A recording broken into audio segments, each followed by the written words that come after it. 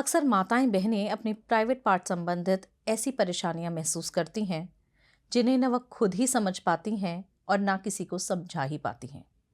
जैसे leucorrhoea, white discharge, सफ़ेद पानी। नमस्कार, मैं हूं डॉक्टर कामना आयुर्वेदाचार्य, आपकी अपने चैनल माय उपचार से। आज मैं आपको समझने में मदद करूंगी वाइट डिस्चार्ज, ल्यूकोरिया या सफ़ेद पानी, इन्हें किन स्टेजेस में हमें नॉर्मल समझना चाहिए और कब हमें एक डॉक्टरी सलाह की ज़रूरत है।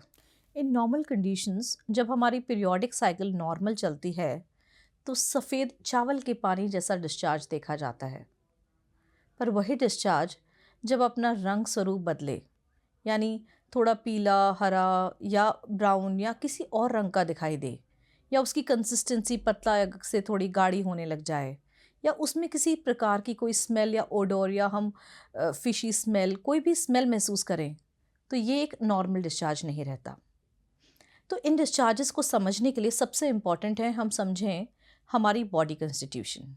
आयुर्वेद के अनुसार हम सभी की बॉडी कंस्टिट्यूशन 3 दोषों से बनी है: वात, पित्त और कफ। इन तीनों का परम्यूटेशन और कॉम्बिनेशन, जैसे वात पित्त, पित्त कफ, कफ वात या त्रिदोषज, ऐसे अक्सर देखा जाता है। बट नॉर्मली एक दोष हर किसी में प्रधान रहता है। किसी में वात का प्रधानता होगी तो किसी में पित्त की और किसी में कफ की। तो अगर हम ये समझना चाहें कि हमारे शरीर में किस तरीके के रोग हो रहे हैं तो वो किस दोष प्रधान है, क्या हमारे शरीर में रोग वात दोष प्रधान है या पित्त दोष या कफ दोष, ये डिपेंड करेगा हमारी नेचुरल कंस्टिट्यूशन कौन सी है। तो सबसे पहले हम जानेंगे कि कौन सी बॉडी कंस्टिट्यूशन में किस तरीके के रोग होते हैं। तो हम शुरू करेंगे वात से। क्योंकि हम वात प्रधान महिलाओं की बात कर रहे हैं, तो वात प्रधान महिलाएं अक्सर छड़ीली, फुर्तीली, वाक्पटुता युक्त होती हैं। ऐसी महिलाओं में ज़्यादातर डिस्चार्जेस के ज़्यादा इश्यूज नहीं होते, क्योंकि रूक्षता, ड्राइनेस वात का गुण है। तो वात प्रधान महिलाओं को इचिंग या लुब्रिकेशन इश्यूज या इंटरकॉर्स के ड्यूरिंग पेन या डिस्मेनोरिया, इस तरीके की परेशानियां ज़्यादा देखने को मिलती हैं। सो इन महिलाओं के लिए मेरा एक छोटा सा हैक है: wipe, water and wash. Wipe कीजिए नेचुरल लुब्रिकेंट से, जैसे कोकोनट ऑयल। वाटर यूज़ कीजिए हाइड्रेशन मेंटेन करने के लिए। Drink plenty of fluids so that there is no dryness. And wash your intimate area with clean water, cold water and do frequent washes.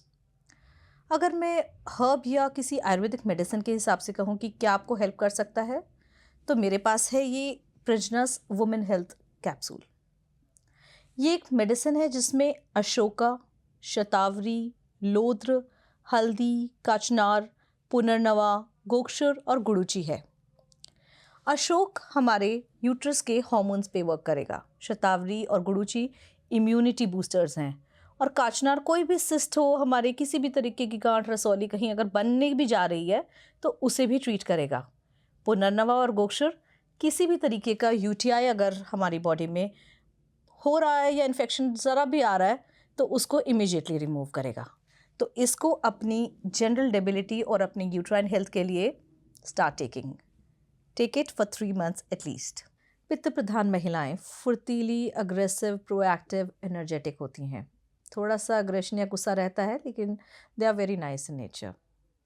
Normally इन महिलाओं में discharges थोड़ा ज़्यादा होते हैं, क्योंकि पित्त प्रधान है और डिस्चार्जेस जो हम कहें कि मेंस्ट्रुएशन या डिस्चार्जेस, ये सब भी पित्त एलिमेंट के कारण ही ज़्यादा रहते हैं। इन महिलाओं में इचिंग, इन्फ्लेमेशन या सूजन ऐसा अक्सर देखने को मिलता है, क्योंकि जो पित्त की प्रधानता उनके शरीर में है वो उनके डिस्चार्जेस से भी रिलीज़ होती है।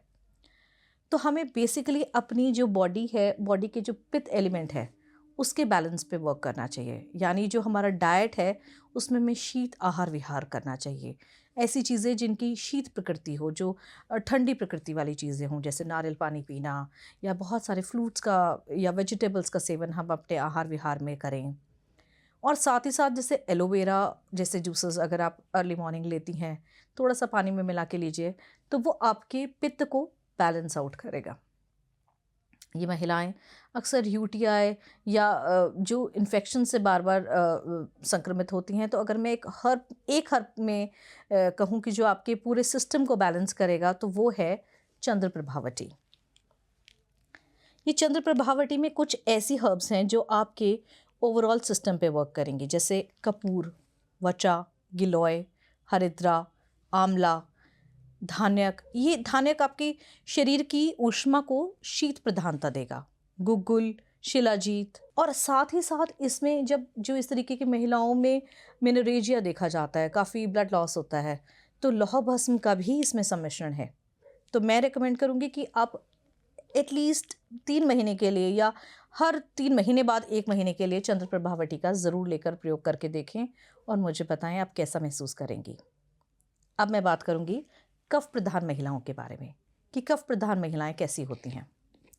कफ प्रधान महिलाएं थोड़े से स्थूल शरीर की होती हैं, थोड़ा लेज़ी, या तो हम कह सकते हैं कि थोड़ा स्लो वर्क करती हैं, बोलने में बहुत मधुर होती हैं और इन्हें मीठा पसंद भी बहुत होता है। इन महिलाओं को कटु, तिक्त या हम कषाय तरीके की जो प्रोडक्ट्स हैं, अगर हम वो कहें, तो वो खाने में इनके लिए बहुत ही हेल्पफुल होती हैं। अगर डिस्चार्जेस के लेवल पे बात करें तो थोड़े गाढ़ा डिस्चार्ज इन महिलाओं में अक्सर देखने को मिलता है। सफ़ेद, ट्रांसपेरेंट जिसे हम कहेंगे, ट्रांसपेरेंट और गाढ़ा डिस्चार्ज, और थोड़ा रेगुलरिटी कहें या रेगुलरली ही डिस्चार्जेस बहुत ज़्यादा इनमें देखने को मिलते हैं। वाटरी डिस्चार्ज भी होगा तो भी रेगुलरली देखने को मिलेगा। तो हमें क्या चीज़ देखनी है? पहली चीज़ तो हमें रूल आउट करेंगे कि वाइट डिस्चार्ज और जो हम फंगल डिस्चार्ज है, अगर ऐसी कोई हमारी समस्या फंगल डिस्चार्ज से रिलेटेड तो नहीं है, तो उसके लिए अगर कफज महिला का डिस्चार्ज कहेंगे तो वो ट्रांसपेरेंट है, और जो फंगल इन्फेक्शन का डिस्चार्ज है वो दही जैसा फटा हुआ डिस्चार्ज होगा। तो अगर ऐसी कोई चीज़ आप महसूस करती हैं कि दही जैसा या पनीर जैसा डिस्चार्ज है, तो definitely you have to visit your gynaecologist.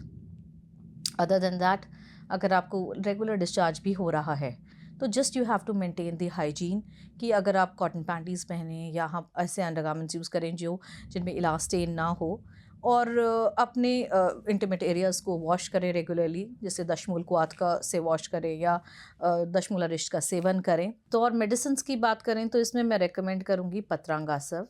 ये लिकोरिया के लिए एक बहुत क्लासिकल मेडिसिन है, और क्योंकि कफज रोग या प्रकृति की जो महिलाएं हैं उनमें थोड़ा डिस्चार्ज ज़्यादा रहता है, तो पत्रांगासव उसको नॉर्मलाइज या बैलेंस करने में भी आपको हेल्प करेगा।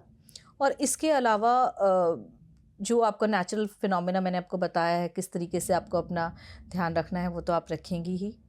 और मैंने ये सारा जो एक्सप्लेनेशन किया ये सोच के किया कि आप सभी महिलाएं अपने नेचुरल बॉडी कंस्टिट्यूशन को समझकर किस समय तक हमें अपनी केयर करनी है, किस तरीके से करनी है, और नेचुरल आहार विहार के साथ हम कैसे ज़्यादा से ज़्यादा अपनी केयर कर सकते हैं, और किस समय जब हमारा ऐसा पोजीशन है कि अब हमारा राइट टाइम है, हमें डॉक्टर को विज़िट करना चाहिए, हम जान पाएँ कि वो कौन से मोमेंट्स हैं। तो शायद अब आप वो भी समझती हैं।